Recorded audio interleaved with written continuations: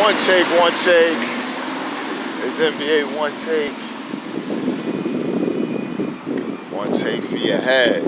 This is NBA one take for your brain. Coming to you live from Brooklyn, New York. You can follow me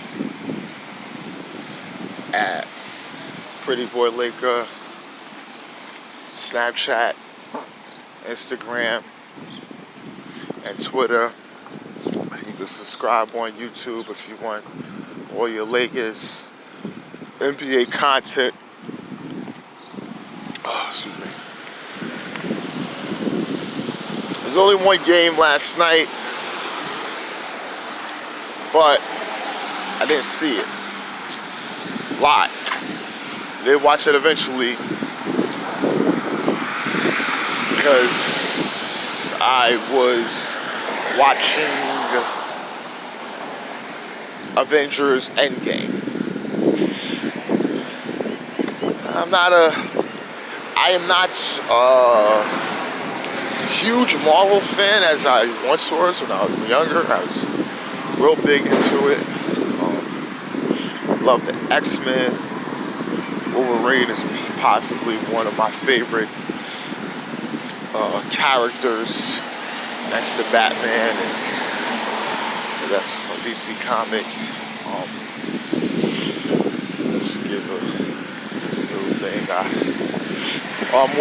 was just been a huge fan, collect a lot of comic books, read a lot of comic books. But I like the cinematic universe that they've done. And they try to, connect a lot of things.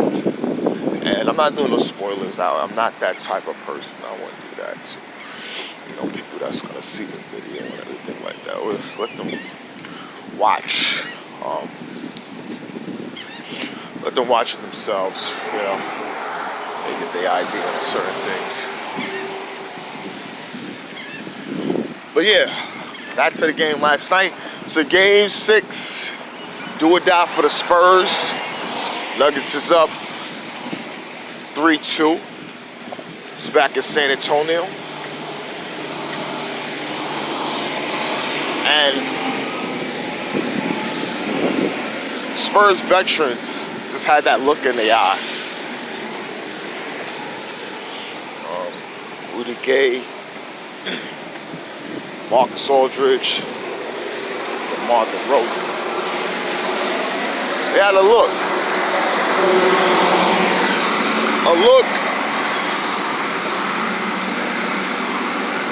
where they're gonna look to extend this series, a look to get it done at home. We're not leaving right now. That veteran look. The Nuggets, on the other hand, I think they're young stars, young players that hasn't been in this situation, felt that they just come out and play hard and build that will be what it is. But it wasn't. You gotta kill the Spurs to beat them.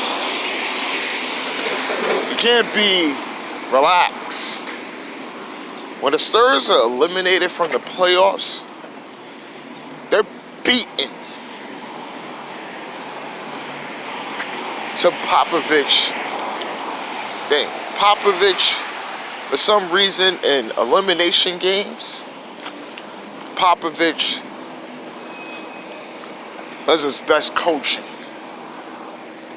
Yes, things happen here and there, but he loves his players, and when, as a unit, they playing that way and they lose,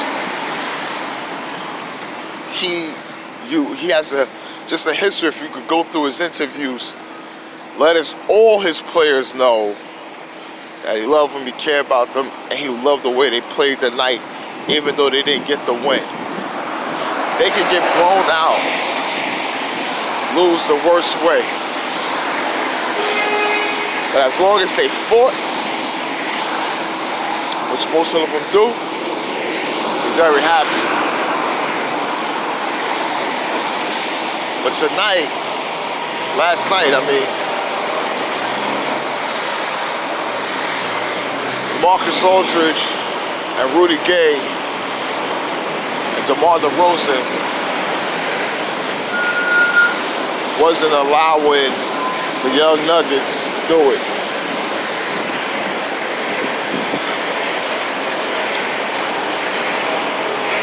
They took the threes away so they could just allow a lot of pick and roll action.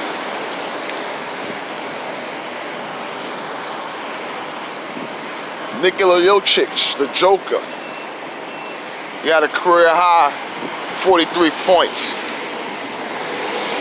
He's very aggressive on the pick and roll. That's where most of his points has happened, and also as well as putbacks. A lot of putbacks.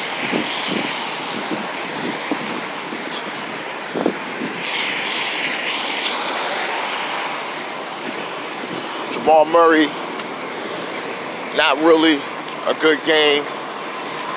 Millsap, no.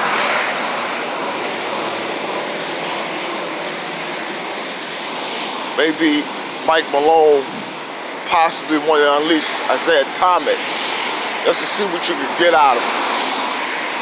The IT out there. He'll probably win you a game and help you in this damn series going forward. In Game 7, when you play Game 7, you got to push all your chips to the table.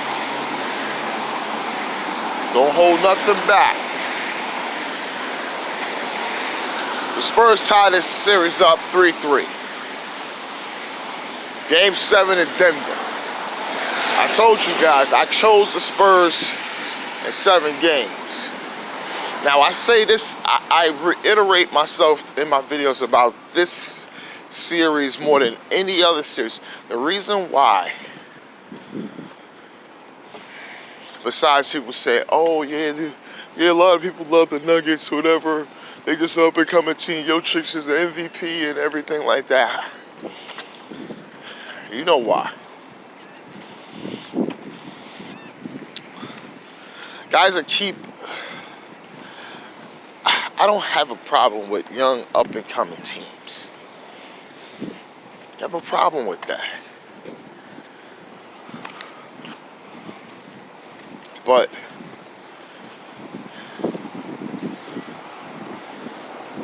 I don't think this team is what people think they are. Now listen, even if they win Game 7 and they defeat Portland, they get to the conference finals versus Rockets or whoever you play, Rockets, Warriors, whatever.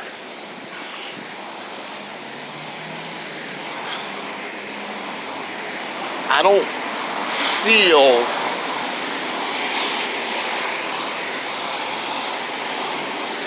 they have it to that degree where they have to really face a real elite team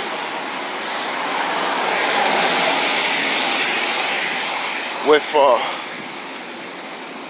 a top 5, top 7 NBA player they have to go up against. If you get what I'm saying, like, say for instance, they had to go up against Harden and the Rockets. The Rockets may be favored in that series. Harden will be a tremendous problem for them, as well as getting going to Golden State. And God forbid they went to the finals and Jokic will have to go up against a Toronto with Kawhi Leonard, or Jokic got a battle against Joel Embiid, or even Boston with Kyrie Irving, or even the Milwaukee with Giannis Antetokounmpo. I don't feel the collection can offset a good team with a top 7 to top 10 NBA player that would oppose their will in a series to propel their team for wins and losses. They don't have that on Denver. They have a good collection, which is it's not bad. We've seen teams like that win before. But I don't know. I do not know. I'm still going with the Spurs in 7. This series should have been done a long time ago. They should have been beating them in 5, but stuff happens. But I got them in 7. So we'll see what's gonna happen.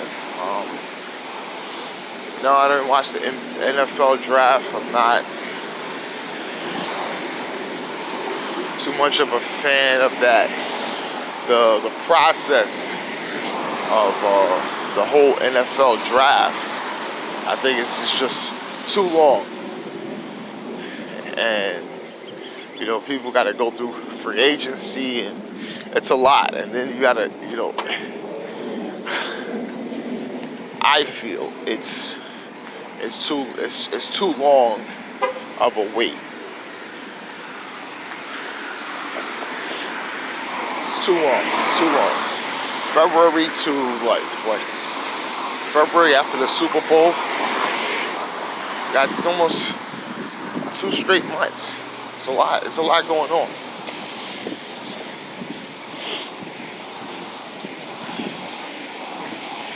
They should just do it like basketball, like in the NBA. Listen, boom.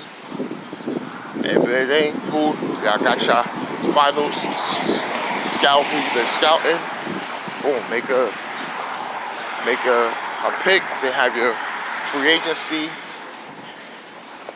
And then do your off-season trades. Build your roster that way. I think it's better that way, but I don't know. That's how they do it. I don't judge whatever. I'm always with my 49ers. I review who we picked up.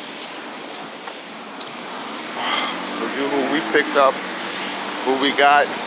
Look at my roster. And base it off of what I see and what I get it for. But this is Pretty Boy Laker. Just subscribe and follow, and I'm out.